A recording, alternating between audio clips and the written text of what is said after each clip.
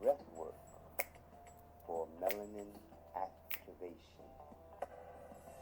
The first DVD in the Melome series. Melome is the sound of blackness. Mel from the Greek melanos, meaning black, and the vibration, sound, tone, word, Om, which is the sound of the universe. The sound of the universe, the blackness. The difference in Melome Tai Chi is the intention and attention. As you do these breathing exercises, imagine your melanocytes absorbing the light of the sun and the earth's magnetism. This is Melome, the new black power. Is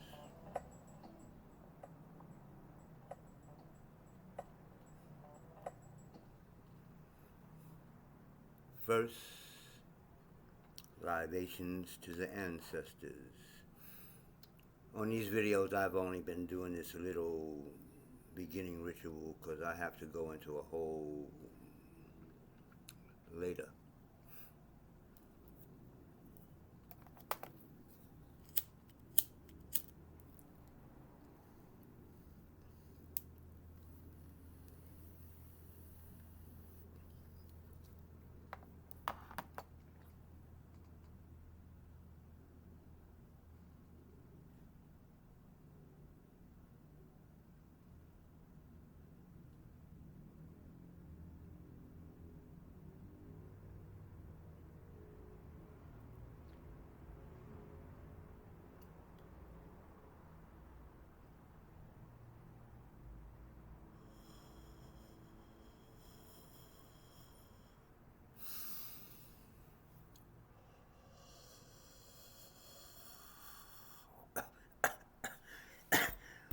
Ooh, that one got me.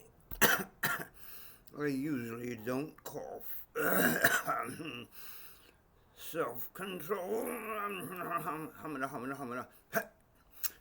So, you may have noticed, beyond that little introduction to my videos, I teach, I don't know if I say I should, or if I should say I preach, but I teach cannabis.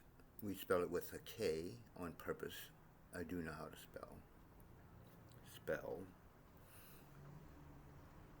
We practice cannabis culture, Qigong, Kung Fu, yoga, immortal alchemy, and Ma Gu Fu. I have another system called Dynamics, but the cannabis isn't stressed. So, this video is about, well, it's actually one thing I wanted to do this video for because it's the birthday of my grandmother. And I believe she would be 119 today. And she probably could have lived except for what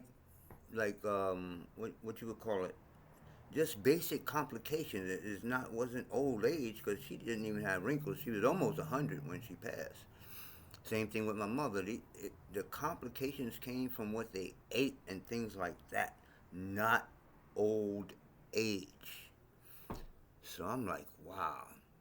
My father passed from diabetes. People tell me for years, yo, you can't pass from diabetes. I'm like, my father, and then he went to the VA and, was starting to get cataracts or whatever on his eyes, and they was experimenting with lasers back then, and they blinded him, and so, and on top of all that, before all that actually, was my two operations before I was 18 years old. And so, well, first of all, like I said, happy birthday, Nana. We used to call her Nana. And her father is about as far back as I can go as far as tracing my family, my great grandfather. So, because we don't know her mother, we don't have a picture. We have a picture of him, but not of her mother. So that's a whole nother story that I just actually posted on Facebook. So anyway, I wanted to talk about I want to talk about a whole bunch of shit because I'm starting to. This is one of the last videos. These videos are like I'm trying to get used to the whole video thing because I keep pointing out that I used to teach people face to face, but it's two factors there. The whole this type of shit, the Facebook and all that stuff came out, and so did my teeth. You know, they came out. So I stopped teaching for a while because when I'm teaching people face to face, it's like so I start turning down like this to talk to people, so I'm not spitting all over. So that's what I wanted to talk about.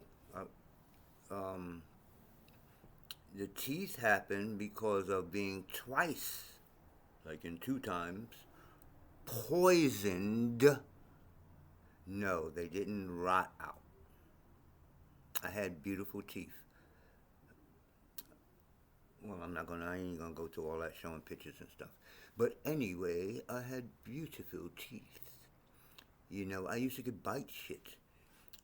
We used to bite on chicken bone back in the day when there was marrow in the bone. And we used to bite in the bone. You understand? And suck the marrow out the bone. I know that sounds disgusting now, but shit, that's how we survived. Just like eating pork, hog maws, and chicken. We gonna still eat that shit, 'cause that's what we used to eat. Anyway, so I had strong, beautiful teeth when I was growing up, but I was poisoned twice. When I was growing up, the first time, we didn't have food stamps. We was poor. You know, we couldn't afford the other OR. We couldn't afford OR. We was just PO, P-O. You understand? So the government gave us our food. We used to have. It was like the really embarrassing thing when you're a child and you dragging that shopping cart down to the projects to and line up to go get your food. Everybody, not I'm not talking about the food lines of today. Everybody that was on welfare. So we go get our food once a month or whatever it was, but everything was white. Nothing looked like me. Everything, white bread, white flour, white sugar, white salt, white what, milk, white. It's crazy. I think about how we drank that garbage now. It was like, oh, okay, this is great stuff. Milk does the body good. Or what would they say? Wonder bread does the body good. White garbage. No Anyway, the human body is amazing because we lived off of that garbage. The only thing that had color that they gave us was the yellow cheese. Oh my God, the worst of all. And the only food they gave us was um, uh, the peanut butter. You know, the peanut butter that the oil rise. We used to eat it by the spoon. But other than that, white bread, white sugar, and butter sandwiches, dipping white bread in Kool-Aid. Oh my God.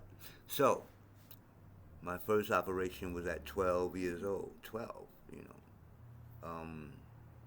I don't know if I should say that on film, but they tell me that my testicles turned inside out. I don't even know they got a Latin word for it. I just know I woke up one morning and moved my leg, and it was like the painfulest pain of the painfulest things that you ever want to be pain. Not just a kick in the balls, but like a karate kick in the balls. So, mother rushed me to the hospital. Da da da. They operated on my balls. Oops, was I supposed to say balls on TV? Anyway, So that was my first operation. I laid up for 2 weeks. They taped me from the abdomen down to my legs, so I couldn't stretch. I had to lay in the bed like with my legs up for like I couldn't stretch them out like 2 weeks straight. That was my first experience with almost dying. Well, it felt like dying. I don't know if that would have killed me or just would have been really, really painful balls for the rest of your life. But I'm lucky. I'm fortunate. My father's name was Lucky. But anyway, the second operation, my appendix busted. Now, when I started getting symptoms, my mother took me to the Jewish hospital right up the block. And these people gave me a suppository. Now, I have lower abdomen pain. I found this, learned all this stuff years later. When you have lower abdomen pain, give some a suppository is something you stick up your ass and make you shit. When somebody have lower abdomen pain, you don't give them a suppository. They gave me a suppository and sent me home. So my appendix, like literally, they call it a perforated appendix. So my mother rushed me down from the Bronx to Harlem Hospital.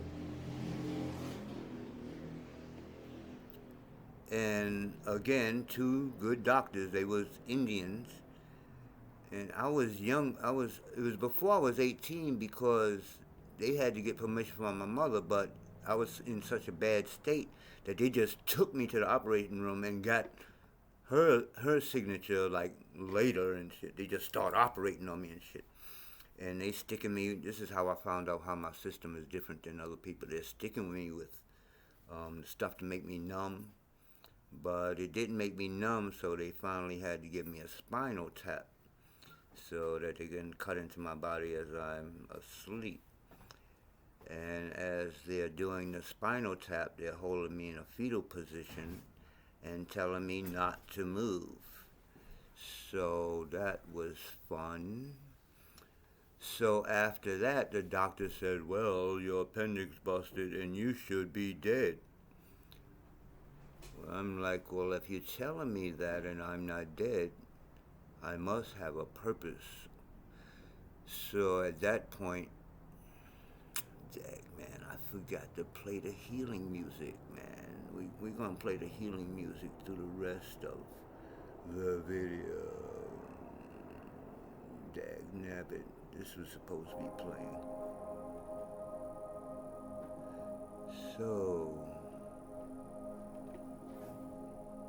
through the rest of, after the operation, I decided I'm going to do whatever I want to do. Because nobody around me, as much as they say as much as they loved me, could help my body.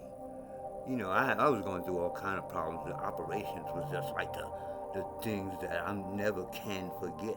I have scars. And doctors telling me you should be dead because the poison that built up to make the appendix bust is all through my body. And it took 2 years for it to totally heal. There's the last part that didn't totally heal until I went into boot camp, into the Marine Corps. That's where I really heal, because this is the time when I'm starting to get physical finally.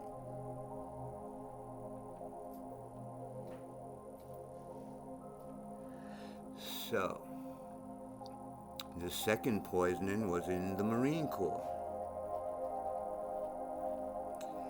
When I was stationed at Camp Lejeune, they were pouring chemicals in the water, like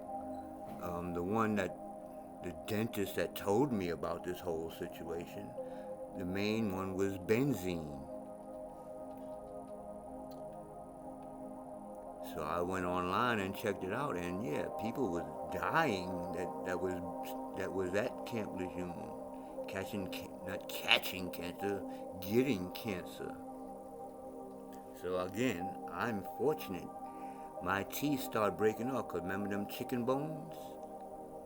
I started biting on chicken bones, and suddenly my tooth would break off. My mouth isn't like this because the teeth are still in the gums. They just broke off at the ends. People be like, that nigger got some rotten ass teeth. Do you buy crack? That's what I got to go through. And I'm like, breathe, let's all heal, let's all get together. But that's enough about me. I just had to get there. I'm starting to like this video stuff. I'm going to start making them more professional. And I'm going to come out especially as Jedi Knight.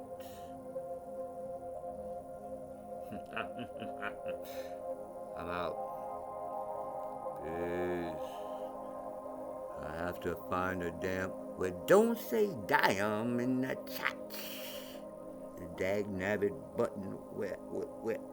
There you go.